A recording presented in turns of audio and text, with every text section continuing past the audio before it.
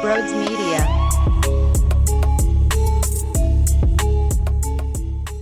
Hey everyone, before we talk about the Sixers taking on the Hawks, if you're new to the channel, smash the subscribe button. Also, hit that like button as well. Thank you so much for all the support. I can't put it into words how much I love you all.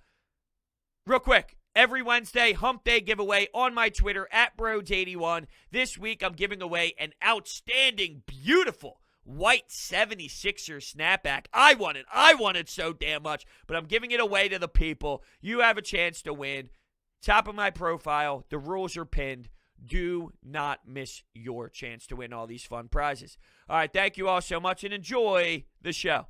What is going on, everyone? Welcome on into Sports Talk with Brodes. I'm a little stunned that we are sitting here today talking about another Joel Embiid injury. I'm not going to lie, considering at the time of the accident, if you will, I wasn't that scared. I wasn't that worried. I saw him come back out on the floor. I saw his instant reaction. He went to the bench and he sat down with the team. I thought everything was going to be all right. And then once the meniscus tear, even though it's small and even though he's shooting the basketball here and there and whatnot, I'm still afraid and I still am nervous after the news came down, because whether you don't think it's bad, whether you had an experience when you had a meniscus problem, you're talking about a 7'2" NBA superstar actively needing that knee to be an effective player. And I don't know if he's going to be able to provide that for that basketball team. Are the Sixers good enough without Joel to beat the Atlanta Hawks? I think they are. I think this is more of a 6 or 7 game series compared to with the big fella. We're talking about 4 or 5 games, but they are a lot closer to the 4 seed than they are the 1 seed without Embiid. That's reality. Don't shoot back at me and say, well, bros, they're a first seed for a reason. If Joel Embiid wasn't on this team, the 76ers are not a number 1 overall seed in the Eastern Conference. That's not to downplay what Tobias Harris has been. That's not to downplay what Ben Simmons does well with this team and what Danny Green does and Seth Curry and all of these players. They have very important roles that are very monstrous to the success of this team. You don't operate the way that you do all year long if you do not have Joel the Process Embiid. And it's just that simple. So don't rule out the Atlanta Hawks. That's all I'm trying to say. I'm a little flustered or clustered or mind blown with the fan base that thinks that there's no reason to worry at all. I believe the Sixers still have enough firepower to close the door, and I won't use it as an excuse for the players that are actively on the floor during this series. If Joel does not play, I don't give them the benefit of the doubt. Reality of the situation is I still think they can do this. But the Atlanta Hawks are a nice squad. That's what they are. They're a nice squad. They're young. They're still maturing. They're still learning. They're still adapting to what it's like to be more of a playoff team than a non-playoff team. They have to go through pain and growing experiences, while the 76ers and Ben Simmons and some of these other players have had playoff experiences that did not end in winning the championship, and you go through that to grow as a player. With that, I wouldn't be insanely shocked if the Hawks fight and scratch and crawl and make this thing a toxic type of series. A gut-wrenching type of series. Big moments type of series. Trae Young, Bogdanovich, guys who can shoot the basketball. Clint Capella, without the big man, it's concerning. I don't know what the impact of Ben Simmons is going to be at the 5 position with a matchup like Clint Capella. What are your other options? Well, you have Mike Scott and you have Dwight Howard. You would think maybe Dwight Howard would be able to maybe do something, or he just gets canned. I mean, he's very inconsistent for a reason. Dwight Howard is not always the stellar Dwight Howard that we need to rely on him to be, so that is nerve-wracking for sure. We do know the schedule now, though, and I want to throw this out because Joel Embiid, look, I don't think he's going to be ruled out forever. You're probably going to see him play. But here's what's upsetting. He's going to play, and then you need to wait to see the reaction, how it what's the word? Reacts. I'm sorry, I couldn't even think of the word there. How it reacts to playing that many minutes and banging down low and jab-stepping individuals and utilizing his back-to-the-basket game and just taking jump shots or just grabbing rebounds. You have to wait for your body to react. So it's going to be one of those playoff series again where you're not going to know if he's available until an hour or two before game time. He's going to be questionable every single damn game. He might play game 1, sit out game 2, play game 3, sit out game 4, play game 5. I mean, it might be one of those scenarios where it's on and off, on and off, on and off until he has the proper time to fix it. Now, I'm hearing all these doctors in Philadelphia and doctors that works with these sports teams all over Philadelphia sports radio trying to get some knowledge and get some awareness on what actually is occurring. And it might just be a lateral small tear right now, but if you play on it, you have the ability and you have the chance to make it a larger tear, to make it go from small to big, to major problem. I'm watching Anthony Davis convince himself that he could play, convince the medical staff that everything will be just fine, and he can't even get through anything. He essentially had to tap out of the game as soon as the damn game started. Anthony Davis was not capable of fighting through it. Now, every injury is different. Every body is different. Every single reaction is different to playing. So it's not all just because Anthony Davis couldn't do it, Joel can't do it. I'm just saying, there's going to be something to this, I feel, where now he's questionable every day. Let's see how it feels after the warm-up. Let's see what it looks like after a shoot-around, this and that. And it's going to be a huge question mark. Is he going to play? Is he not going to play? Is he going to play? And at what cost does it make it all worth it? Would you rather fail this year? It's crazy to think about this, and it's the worst-case scenario ever, so I hate that my mind does this, but I think of all situations. Would you rather fall just short of a championship this year and Joel Embiid does not need surgery, or would you rather push him out there, really make him fight for it, this and that, and ends up falling short? And I don't know. I mean, I'm pretty much just trying to ask the question, is it worth risking him long-term health, long-term of this window that we're looking for with Joel as the franchise piece? Would you rather sacrifice that and go all in? See, a few episodes ago, I was talking about how I don't want the Sixers. This is before we had any sort of information on what it was. I don't want the Sixers to just hold him out because they're scared. Now that we know, though, now that we see the circumstances, this is a totally different element, and now we do know that there's a tear there, whether it was there before or it happened when he landed on his knee trying to make the explosion and the move towards the basket against the Wizards. No matter what did it, did that make it happen, or was it there prior and he was playing on it before? Because it is possible that this tear was there previously, and regardless, though, it's there now. That's the reality of the situation. And at what cost do you throw him back into the action to risk him and the future of this franchise for the long run? I do think it's a fair question to ask, but you put yourself in this position for a reason, and I'm not saying shut this man down because that would be asinine. Shut him down forever. I'm just saying I am a little nervous, though. To be fair, I am nervous, and I don't know what to expect. And even if he is out there, once again, if your goal here is the Hawks, which in theory it is because you don't want to look too far ahead and you can only control what's in front of you, and that's the Hawks before you think about the Eastern Conference Finals, I think this is going to be a battle. It's going to be tough. It's going to be hard-nosed. You're going to have some stressful moments with Ben Simmons, I'm sure. I have 5 questions when it comes to this series without Joel, and we'll get to those in just a minute. But when I think about this team and when I think about this series and how I feel it's going to shape up, it's going to be evil to us. It's going to have some stressful moments if you don't have the dominance that you rely on. And think about the defense internally. I think there's going to be a lot of exposure there with Trae Young. And I know it's so simple to say, well, Ben Simmons is just going to shut down Trae Young.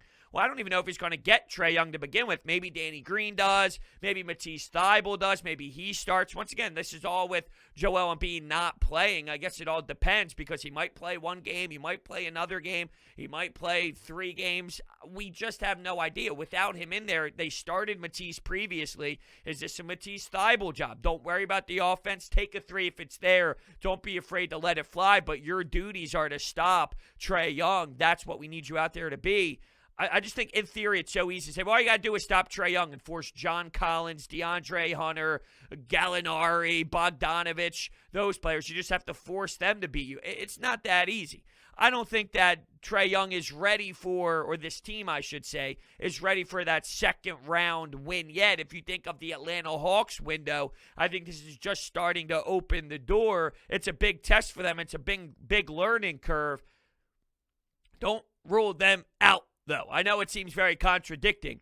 I just want everyone prepared. I want everyone prepared to make this to make this in your head click that it's probably going to be a battle no matter what happens in game one. If they win in game one by big, it doesn't mean they're just going to blow this team out of the water. And knowing that they play Sunday at 1, they play Tuesday, and then they don't play again until Friday, would you feel comfortable not playing Joel Embiid for the first 2 games, sit him, let him relax, and then he can play with the squad in Atlanta on a road trip for the road games? And hopefully you're 2-0, if not 1-1.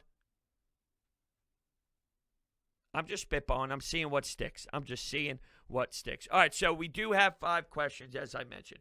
What Ben Simmons do we get?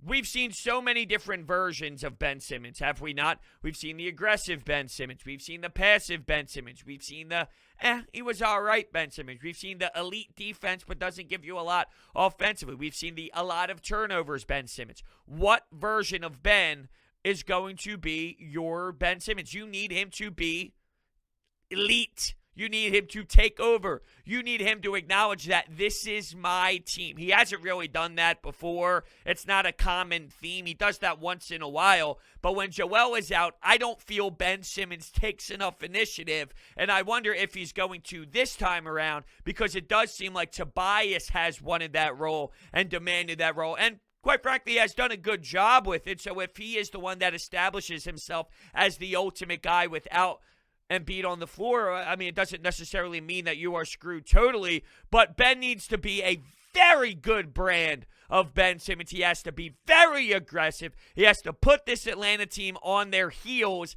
as he runs downhill. He needs to want to be fouled. He needs to have confidence when he's at the free throw line. I'm curious if McMillan is going to go at all with any sort of foul him on purpose, any sort of hack a Ben, any sort of, we're going to make you earn it. You have to beat us, Ben, because we know you don't have it in you. We know you don't want to be at that line. So we're going to force you on that line. Make those free throw shots, and you better shut us up before we stop and do it. It's a desperate move. There's no denying that it's desperate, and it makes a lot of sense that a team like the Washington Wizards would try and do that. Scott Brooks would attempt everything he possibly could, knowing that his pure talent's not going to be good enough. I look at this Atlanta Hawks team, and I wonder, how are they going to try and stop Ben Simmons? Well, it's simple, right? Well, it's simple in theory. If Ben is willing, then good luck trying to stop him. If he's not willing, there is an easy way to defend it, and it's just make sure he doesn't get to the basket. And somehow, some way, Ben Simmons allows for that simple game plan at times to be the difference in how strong he's going to go to the basket and how hard he's going to look at that rim, because there's plenty of games where he won't even give it 1 second of a look. And then there's just as many games where he's willing to dominate and attack anything that comes his way. So what version of Ben Simmons are we going to get in this series is question number 1. What happens if Danny and Seth Green are not having one of their good nights? Because we just watched Seth Curry. They're a package, right? Those two as shooters are a package. I look at them as one. What can our shooters get us in terms of points? Sometimes Danny goes 0 for 6. Sometimes Danny goes 1 for 5. Sometimes Danny isn't Danny, right? He'll miss a couple wide open shots, and it's like, uh-oh, is it one of those? Seth Curry sometimes is afraid to pop it. He's afraid to shoot. He wasn't last game. He was willing. Oh, there's no doubt about it, to the point where Daryl Morey is trying to bring on his brother Steph to add to the squad. Obviously having some fun on the Twitter sphere. Good for you, Daryl Morey. He's a funny dude. He seems to have a hell of some character there and seems to be a character, a locker room guy, if you will. Just gets it. Has a funny presence. Who is going to apply the scoring if your shooters aren't realistic on that night? Because there's times where we say it all the time. If you watch this team play and they're flying on all cylinders and they're nonstop and they're giving you weapon after weapon after weapon, just stepping up and drilling their shots, almost unbeatable because you have Joel, you have the spacing, you have Tobias Harris, you have Ben doing his thing and facilitating. Where are you stopping this team when they're fuego? Well, it's the same thing, just the other side and flipped around. Because you saw a great team game in Game 5. Are you going to have that team game every single time? Probably not. That would be unrealistic and just not reality of the situation. So you're going to have a stinker. One player's not going to have their best night. How much changes if one player, just one player, wasn't as clutch in that Game 5? Is it a different outcome? And keep in mind, you're playing a better team this run. I'm just covering all the basics here. I'm looking at everything. I have to apply all the pros, all the cons to this series against the Atlanta Hawks. Who's going to be the rim protector? Who's going to help out with Clint Capella? Dwight Howard's on and off. Sometimes Dwight Howard's amazing. He gives you these free throw shots, which is just, what? What am I watching here? Was that Ben Simmons in the 4 o'clock hour working on his free throws, or was it Dwight Howard? I don't know. But Dwight Howard's giving you free throws. He's giving you offensive glass opportunities. He's keeping possessions alive. He's bringing you toughness. What can you do when Dwight Howard's not playing? Mike Scott, Ben Simmons, your other options. Are Trae Young and Clint Capella going to be able to abuse the pick and roll game? Are they going to be able to wax that pick and roll game and that gaping hole when, yes, Joel not running up and down the floor? There's going to be a problem in that paint. Number 4, Toby. He's been awesome. He's been awesome. So I'm not really questioning, is Tobias Harris real? Because I think we've seen it to this point that he has kept it up for a long enough time to recognize that that is him this season. It wasn't him in years past. It's him this season. So how often are we going to get him?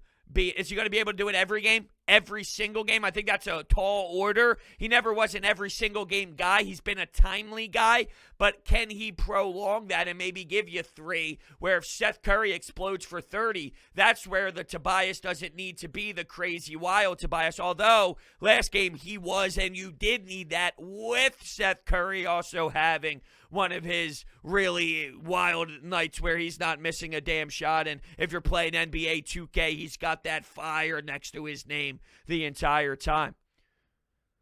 And containing Trae Young. It's so simple to say, well, Ben Simmons. I know. Ben Simmons, I know. Trae Young is still a really nice talent. These guys still score points on them. Do I think you're going to be able to contain him to a level that makes you comfortable every single night? Probably not every single night.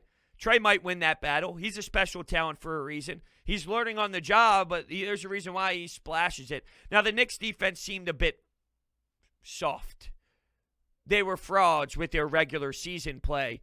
The Sixers defense is swarming. It did seem like I focus a lot on the negatives, and I do feel a little scared. I'm not going to lie. I'm stunned. I'm still a little in shock mode. It does seem like the shock is wearing off, that there's a meniscus tear for Joel Embiid, and it's becoming more of the digesting process, and we all comprehend we are here. This is it. So now what do we do? So there is a bit of me that tends to feel negative and tends to feel like the Atlanta Hawks. While every time I describe it, it does seem contradicting, right? Because I'll say, hey, I think the Sixers got this, but don't count the Atlanta Hawks out, or the Atlanta Hawks are still learning, but they can still win. It's not impossible. It does seem like I'm contradicting myself. I feel like I'm scared. I feel I'm thinking worst case scenario because there's something that doesn't feel right about it. It feels shaky. It feels something shady involved. Now, Doc Rivers spoke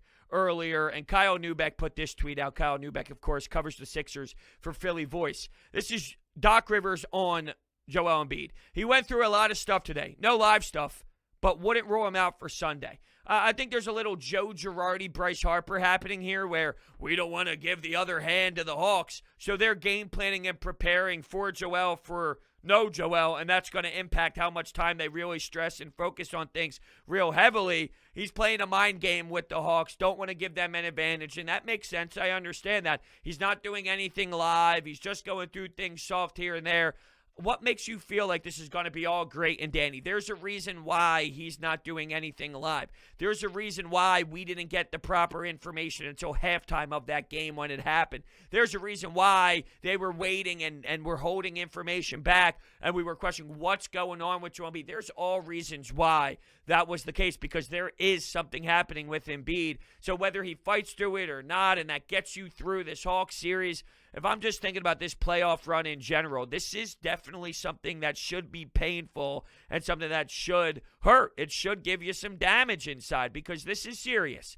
It should not be overlooked. Oh, don't worry about it. This is serious. This is serious. Whether it is right now or him playing later on forces it to be more extreme, there is something involved here that limits your MVP and the reason why you are in the position that you are in right now. And I hate to break it to you, there's no Nick Foles walking through the door. There's a big difference between playing a one-game playoff like you do in the NFL and playing a 7-game series. Here's an argument that I heard, though, about the Atlanta Hawks and what it would take to beat a Sixers team with this level of defense. And you need a three-star combo. You need a Kevin Durant, James Harden, Kyrie Irving. You need a Giannis with, and these guys aren't on the same level of what I mentioned with the Brooklyn Nets, of course, but you look at Giannis, you look at Drew Holiday, you look at your team, your full squad, your depth that you have in Milwaukee. That is something that could take down the Sixers without Joel. Can the Hawks with Trae Young and this young court, can they mix with some nice players in there as well? Can they, without an MVP caliber player, can they beat the Sixers in 7? It's a fair question. It really is. It's fair to look at it that way. I tend to lean no. I just see this being a competition. Nick Sirianni, all about competition, huh? All about competing. This is closer to 6 and 7 than it is 4 or 5. That's just the way I see it. I also see DraftKings every day of my life when I'm placing a bet. DraftKings Sportsbook is not only my favorite sportsbook, but also America's top-rated sportsbook. I love using DraftKings Sportsbook. It is easy to navigate, has plenty of instructions for new bettors, and nearly limitless ways to get in on all the action. My friends and family have been loving DraftKings Sportsbook, and I know you will too. Listen to this great offer. Download the top-rated DraftKings Sportsbook app now and use promo code Brodes when you sign up to turn $1 into $100 in free credits. Bet on the basketball team of your choice to win their next game, and if you do, you will claim $100 in free credits. That's promo code Brodes for a limited time, only at DraftKings Sportsbook. Must be 21 or older. Pennsylvania only. New customers only. Wager paid out in-site credits. Restrictions apply in partnership with Meadows Racetrack and Casino. See DraftKings.com/sportsbook for details. Gambling problem? Call 1-800-GAMBLER. All right, I asked the question. You guys called into the Anytime Hotline. Let's hear what you had to say about this very topic. How do you feel heading into this Atlanta series, knowing that there's such a significant injury to a key piece to this franchise? Here we go. Hi, my name is Jake. I kind of am worried about Embiid, but at the same time, I'm fairly confident that we can beat them within 6 games, maybe 5, probably 6. And if we can get Embiid rested for about a week, then I think we should be okay in the Eastern Conference Finals. So. Okay, so that's the way you look at it. I think 5 is a little too short of a series in my liking. With Joel, though, the more and more I think about this, and maybe this makes some of my previous points not as effective, but if this is a tear, is time just going to fix this? Is this an injury? And we don't know. I'm not a doctor. I'm not claiming to be a doctor. I'm speaking out loud, and that's what we do in these type of situations that occur. None of us are doctors. Trying to compare it to something that happened to you when you're 6 years old playing roller hockey or 7 years old playing Little League, that's not going to compare to an NBA franchise trying to get Joel Embiid back to the NBA playoffs for a championship run. It's just not going to relate. Little Johnny playing tennis is not the same at the age of 8 that Embiid is to this city right now, Philadelphia. So I hate those comparisons.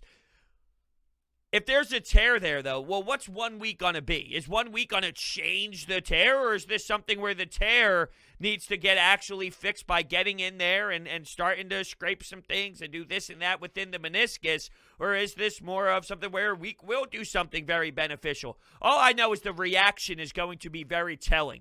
It's going to take a lot of work. It's going to take a lot of people. It's going to take a lot of things to make swelling go down. There's going to be a lot of inflammation. He's going to go through some severe pain to battle. I don't think that he's not going to. He's going to want to. If you ask Joel, do you want to play through this? He's going to say yes. So the second he can touch that court, I know he's going to be out there on that court. If he gets the check, whether he's 100% or 60% or 50%, he's going to say yes. If he's 30%, he's going to say yes because he is a competitor. I just don't know what a week does. Does a week do anything? Sitting him out the whole series to make sure that the Eastern Conference Finals gives his legs some rest. Is that meniscus going to get any better from 1 week to 2 weeks to the next series? Or is this something that needs some serious looking at that occurs in the playoffs? Or, excuse me, in the offseason after the playoffs?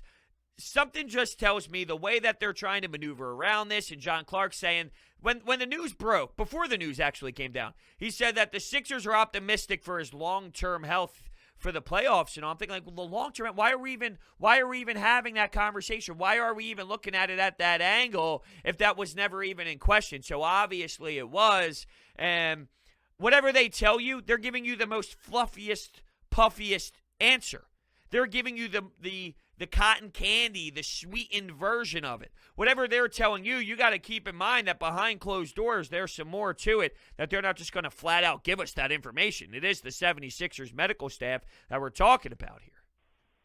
Hey, what's up, Brodes? Hey, listen, I'm not really so much worried about Joel Embiid. I think for the most part, after the game, he was actually out working out, taking some shots. He's got knee soreness, discomfort. I think they can manage that, keep the swelling down.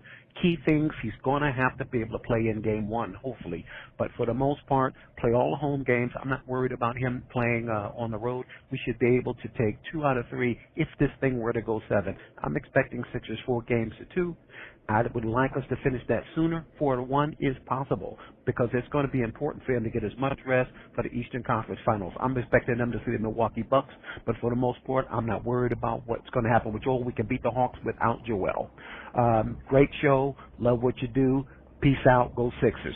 Thank you so much. I love the call. Lots to dive into there. Thank you. Thank you so much for the kind words, of course.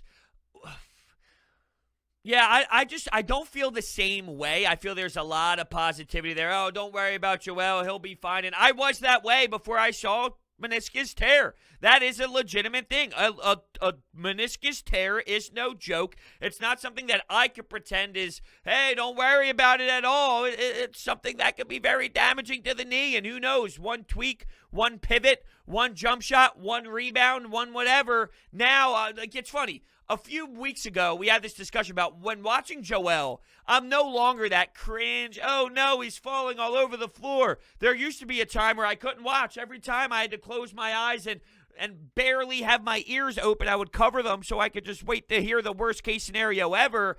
There was a time where we all lived through that type of scariness when Joel was playing the game. I haven't had that in a while. Well, guess what? I'm back to it. I am back to that. I don't feel as confident as others getting through Atlanta, but I still think it's going to happen.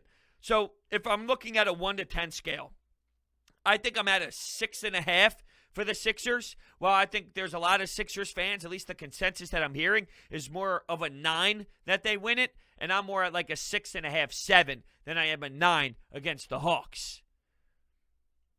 And this is all without Joel. With Joel, it's different.